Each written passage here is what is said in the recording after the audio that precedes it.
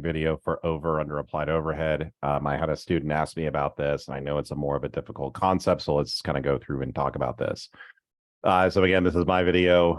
It's copyright myself, not the opinions of my employers or any of my affiliated organizations. But let's get right to it, and let's go ahead and go to those T accounts. Okay. So when we're going through and looking at job order costing, right? This is job order costing. And remember, the focus here is going to be on the customer, right? So again, how do we go about and go through and making all of this happen? The way that this is all going to be happening is we're going to have over here, we have our raw materials inventory. We have our factory payroll. And then we have our factory overhead.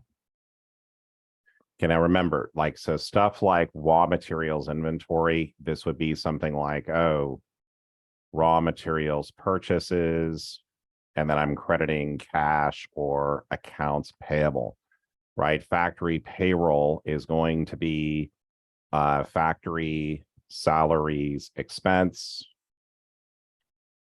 and then I'm going to be crediting cash. And then stuff for like factory overhead is going to be things like, factory utilities. I'm crediting over here. I'm going to be crediting cash, right? So all of these different things, these are going into these accounts because as we go through and put these into production, so we'll call this work in process 500, work in process 501, work in process 502, and then these are going to head over here to finished goods inventory, and then ultimately it's going to go to cost of goods sold. Remember, because these relate to production, right? On the multi-step income statement, these are product costs. So we're going to see sales less cost of goods sold gives me my gross profit less SG&A, and these are going to be my period costs. This is going to give me my operating income. Again, what's very important here is that because when we spend money on materials to make our products, we spend money on factory payroll. Remember, this is payroll that's going through and being used for production. And then over here, we've got factory overhead. These are costs that are related to production. Anything with the word factory in it, indirect materials, indirect labor, so on and so on, right? So all of these costs are going to funnel here first through WIP, then to finished goods, then to cost of goods sold. Now, with that overview out of the way, let's talk specifically about factory overhead. With factory overhead, we're going to put our actual costs on the left and our applied costs on the right. What does applied mean? Well, if, for example, we had factory payroll, say, of 500, and over here, we have basically job 500 labor. So this is basically going to be direct labor, job 500. We'll call this 150. This will be direct labor, job 501. And then we're going to call this one 225, which is going to be direct labor 502. Okay, so right over here. And I'm going to need, what's the difference? It's always going to be my indirect labor. So I've got my indirect labor, right? So the indirect labor goes to actual factory overhead. But the direct labor, you're going to have your beginning, direct materials, direct labor, and then factory overhead. So over here, when we go through and look at these different accounts, right, the direct labor is going to be 100.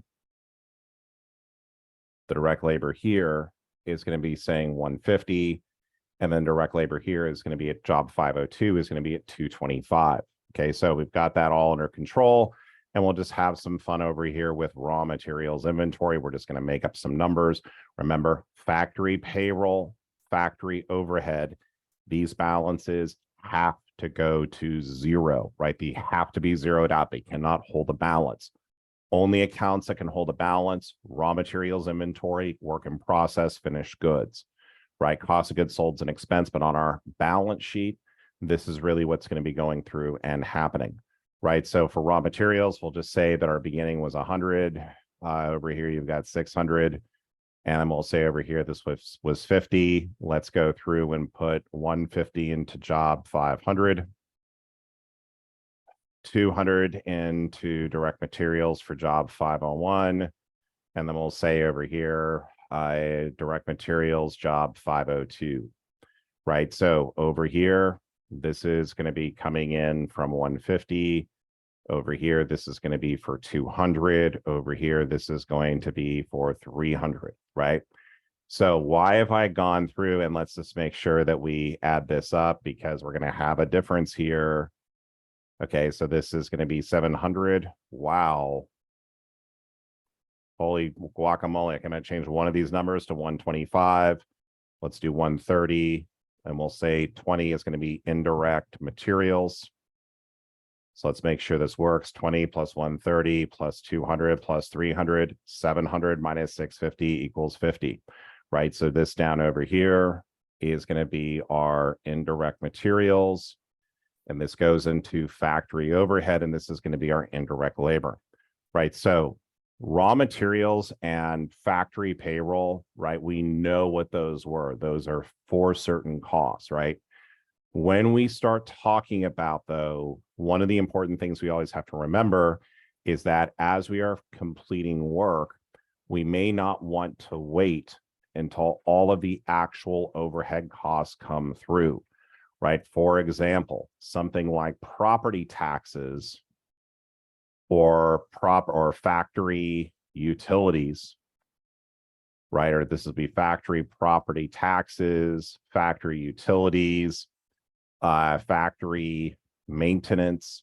These costs may kind of go through and trickle through. So we don't know what those costs are necessarily going to be.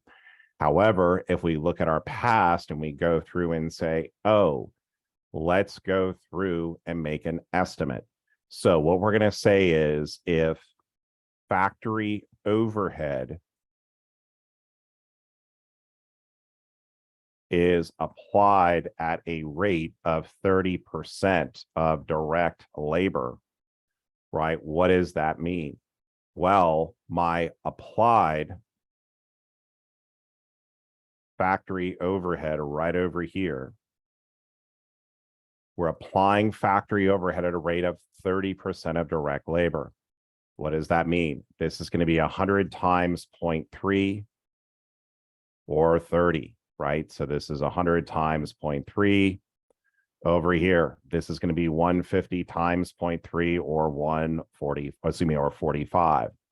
This is going to be 225 times 0.3 or 67.5. We are estimating our overhead. And why is that so important? Because if I have to go through and bill a customer, remember, we are doing job order costing. This is for the customer, right? We're making something that has to be billed for the customer. We know what our materials are. We know what our labor costs are, but we cannot wait to bill the overhead. We never want to delay invoicing. Extremely important concept to understand. So we have to estimate overhead, right? So as we come over here, the applied overhead that's being made to these different parts, right? These are all the applied overhead amounts to these different jobs, right? And notice over here, I'm saying actual applied.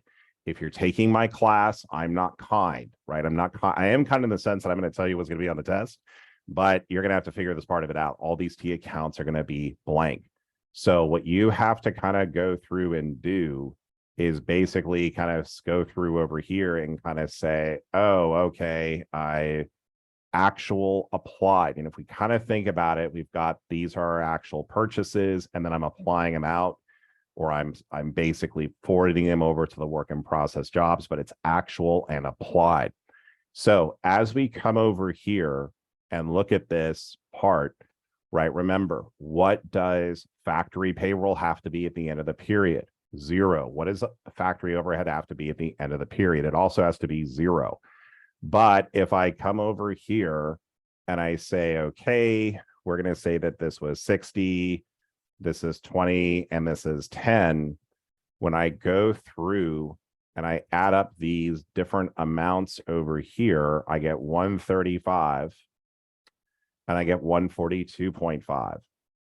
Okay, so why are these numbers? What's my issue here, right? So if my actual overhead was 135 and my applied overhead was 142.5, I've got a problem, right? What's my problem? I have to make this equal to 0, right? So this has to equal down to 0, right? So what do I need to do to make this go down to 0?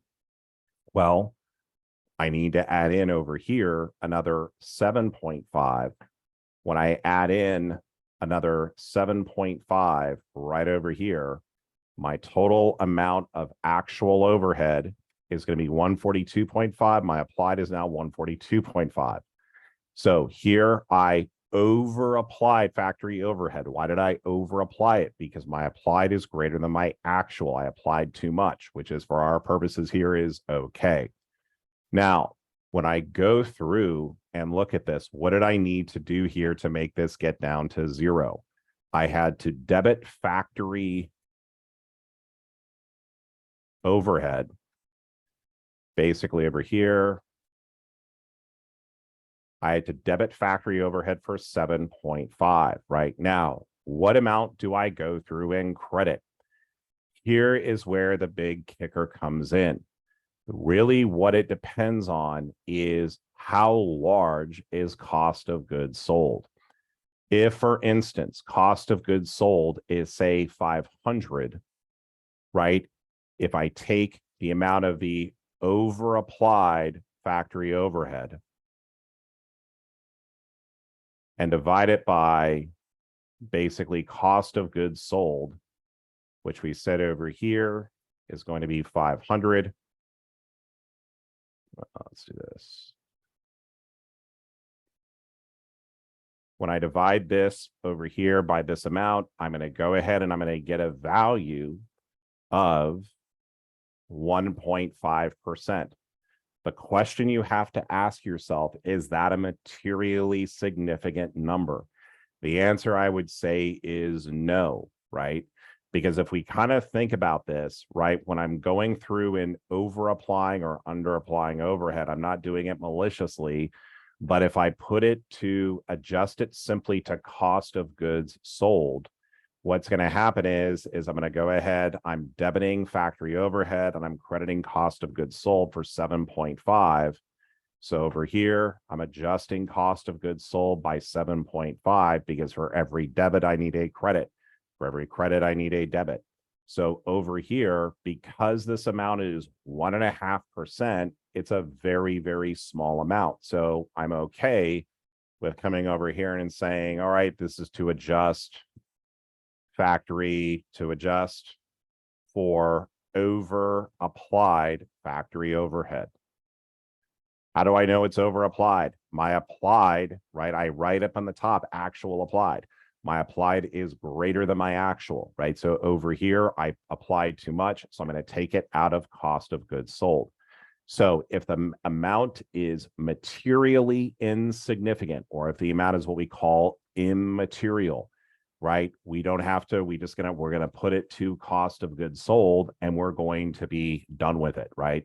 It's over, right? However, if the amount, so again, if it's immaterial to cost of goods sold, right? Because why are we looking at cost of goods sold?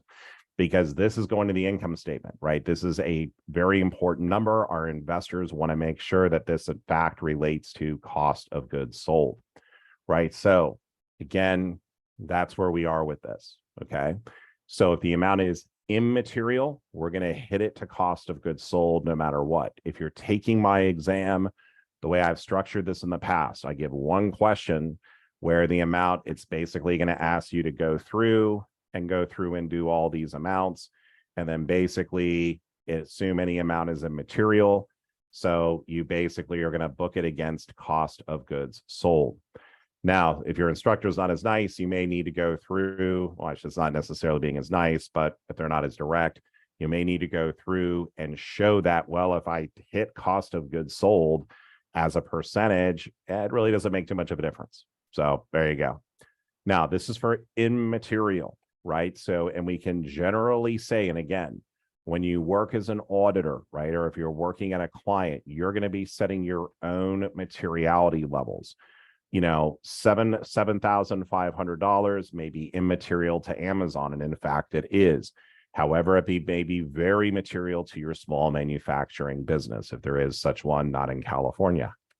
Okay, so coming right over here, we get to what if cost of goods sold is material, right? So if my cost of goods sold is, or my over, under, applied factory overhead is material. Okay, so I'm going to kind of come up with some numbers over here, right? So let's just assume that factory overhead was under applied by 50. And in addition to that, we're given the following information. We're given raw materials inventory was 700. We're shown that work in process was 300, finished goods inventory was 600, and then cost of goods sold was only 100. Okay. The first thing I have to realize when I go through and do this is that if we use the same amount, the same kind of methodology, my under applied factory overhead over here was 50, right? And so my cost of goods sold is 100. Okay, so if I were to go through and hit it all to cost of goods sold, what would happen, right? And by the way, before we go any further, what does it mean the factory overhead was under applied by 50? Well, if I look at over here as factory overhead, right? Actual is on the left, applied is on the right. So if my factory overhead was under applied by 50, it means it's going to have a debit balance. Like think about it like this. Well, what if factory overhead was 200, applied was 150? Over here, I have a balance of 50.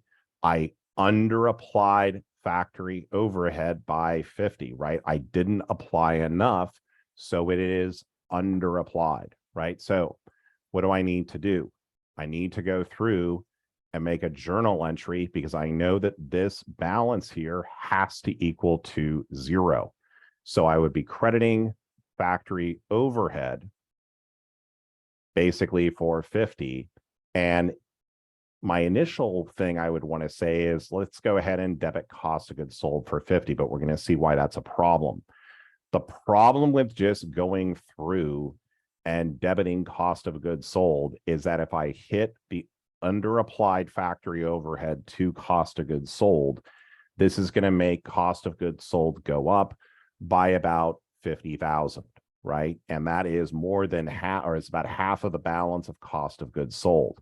So what we call this here is that factory overhead here, the under applied or over applied, is materially significant. If the factory overhead is materially significant, what do I need to do? I need to go through and I need to look at the other accounts where factory overhead potentially traveled to. So I'm going to come up here.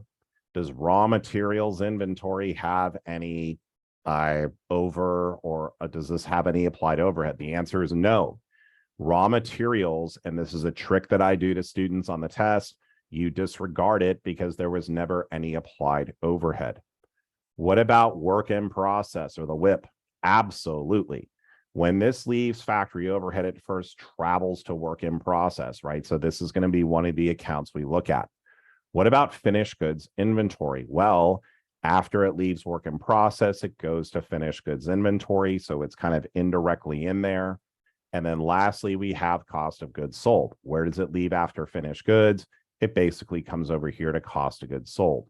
So the three accounts that we're going to have to adjust for this under applied factory overhead are going to be work in process, finished goods inventory, and cost of goods sold, right? Why? Because this amount is big. It is more than, you could say it's more than 5%, but it's materially significant. If I put it just to cost of goods sold, I'm going to have a problem. Cannot do this because because the underapplied factory overhead is materially significant as a percentage of cost of goods sold. Remember this over two, I completely made these numbers up, but if I'm telling you that factory overhead was underapplied by 50, this is just a way that you have to visualize it, right? Because if it's underapplied, it's going to have a debit balance. I would write the numbers in the T accounts. Trust me on this, very important to do. So now that I have this balance over here, I know that I'm going to have to credit factory overhead no matter what I do. And I'm going to have to come over here. I'm going to have to say something like to adjust for materially significant underapplied factory overhead, right? I'm in academic land. In the workplace, you might be going through and doing something very different, but this is what we're going to be doing here. Okay, so we got over here debit and credit.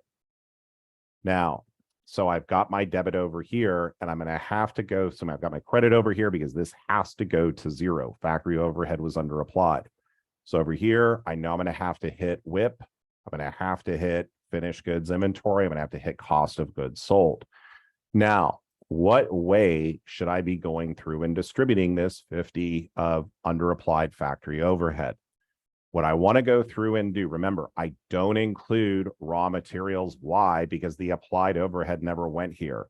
The applied overhead leaves factory overhead, travels to work in process, goes to finished goods, and ends up at cost of goods sold. So these are the accounts I'm going to be adjusting. Now, the way I want to go through and do this is I want to do basically the factory overhead as a percentage of each of these accounts. So I'm going to have my WIP. I'm going to have my finished goods inventory. I'm going to have my cost of goods sold. So over here, 300, 600, and 100. So these are the ending balances right now.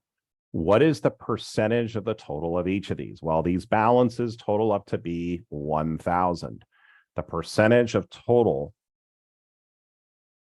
this is going to be 300 divided by 1,000. This is going to be 600 divided by 1,000. This is going to be 100 divided by 1,000. Or this will be 0.3, this will be 0.6, and this will be 0.1. When I add up these numbers have to equal up to 100%. If they don't, I'm in trouble. Okay, so right over here, I'm going to take my percentage of my total. I'm going to multiply this by the underapplied factory overhead. In this case over here, this is going to be 50. So when I take the percentage of the total, multiply it by the underapplied factory overhead, this is going to give me 30% times 50, 60% times 50, 10% times 50. When I add these three numbers up, it has to equal my total amount of my underapplied factory overhead. So I'm going to come over here, 15, 30, and 5. By going through and doing this, I am now taking that amount of materially significant underapplied or overapplied factory overhead and putting it into the accounts where factory overhead basically infected the user, right? Well, that sounds a little bit better like a zombie film than doing accounting. That's what I'd rather be watching. But in any event, we're going to go through and go ahead and do that. And that's how we go through and adjust for it. So again, why do we have under or overapplied factory overhead? Because as we're looking at our factory overhead account, this account has to go to zero, right? Factory payroll, factory overhead always have to have a zero balance, right? Why? It's just because on our balance sheet, we have raw materials, right? Which are real, right? Factory payroll, factory overhead kind of evaporated into the air, right? But we have over here, we have our work in process right over here. We've got our finished goods. Those are balances. And on our balance sheet for a manufacturer, we're going to have raw materials, work in process, and finished goods inventory, right? So Why do we have actual and applied overhead? It's because there are certain costs that we don't know what they're going to be until we get to the end of the period. So what we would do is we would look to the prior year. We would say, oh, is there a relation between direct labor and overhead? Well, today it's going to be 30% of direct labor. So what I'm going to go through and do is I'm going to apply overhead at that direct labor rate. So I'm going to take over here 100 times 0.3, 30,000. 150 times 0.3, 45. 225 times 0.3 is going to give me 67.5, right? So that's going to be my applied factory overhead. Once I've gone through an applied factory overhead, I need to compare this to what my actual factory overhead was. In this example right over here, this is 135, applied was 142. Need to make this account go to zero. How do I do that? I need a debit to factory overhead of 7.5 because I over applied it, right? My applied was greater than my actual. It's over applied. Have to go through and put this over here to factory overhead. So once I've gone through and I've done this part over here, now I look at this over here and say, well, is the amount materially significant? Well, again, I'm just making up a lot of these numbers. We said the cost of goods sold was 500. The amount over here, this over applied factory overhead, is immaterial, right? It's about a 1.5%. It's not that it's a bad number. It's just who really cares, right? So when I go through and do this, I'm going to put the entire amount to cost of goods sold because it is immaterial to cost of goods sold, right? Got my description.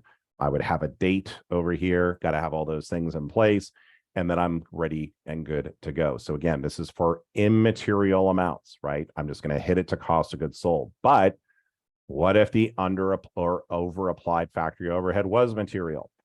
And we were telling us that the factory overhead was under applied by 50, right? And so we just made up some numbers. If it's under applied, it means if I say, for example, my actual was 200, my applied was 250, it was 150. It means that I didn't apply enough overhead. You could put 300 and 250, you're still going to get the same result. I didn't apply enough overhead, right? Now, again, we got the same problem, got to make this account go to zero, right? So how do I make it go to zero? I've got to credit factory overhead. But what's my problem? My problem is if I debit cost of goods sold, right, for the 50, if my cost of goods sold was 100, that is 50% of the balance. That is what we call materially significant. Because it is materially significant, what I need to go through and do is I have to allocate it to which accounts. Well, I'm not going to allocate it to raw materials because the applied overhead never infected the host. But where did it go through and infect? It went over here to work in process 500. It then 28 days later, it went to finished goods inventory. And then 28 weeks later, we're getting some good zombie references in here, it goes to cost of goods sold. So right over here, all of these balances over here have all gone to, these have all gone through and have been infected. I'm safe going through I Am Legend today. Actually, I'm not a legend, but like the movie I Am Legend, because I'm making this movie in the daylight, so we're okay. I don't have to go out with my German Shepherd around New York City, so we're going to be all right. So coming over here, I've got work in process 300 finished goods, 600 cost of goods sold 100, right? So these are the infected accounts, right? So over here, I have to go through and allocate it to these accounts proportionately. How do I do that? I'm going to take the ending balances of the work in process, finished goods, cost of goods sold, because these are the infected accounts. I'm going to get my percentage of the total, 300 divided by 1,000, 30%. Multiply that by the under applied overhead, and then I'm going to go through over here and do the journal entry. So this is an overview of under over applied factory overhead. I completely made up these numbers, right? But it's really just to kind of give you yet another kind of overview in terms of how do we go through and figure out under over applied factory overhead. Again, the best way you can do this, draw the T account. There's a reason why I use T accounts for this. Write actual on the left, apply it on the right, and you're going to be good to go. So I want to thank you for joining me here today. I appreciate you liking and subscribing to these videos. If you have any other questions, please feel free to reach out. And I look forward to seeing you on the next video. Have a great day.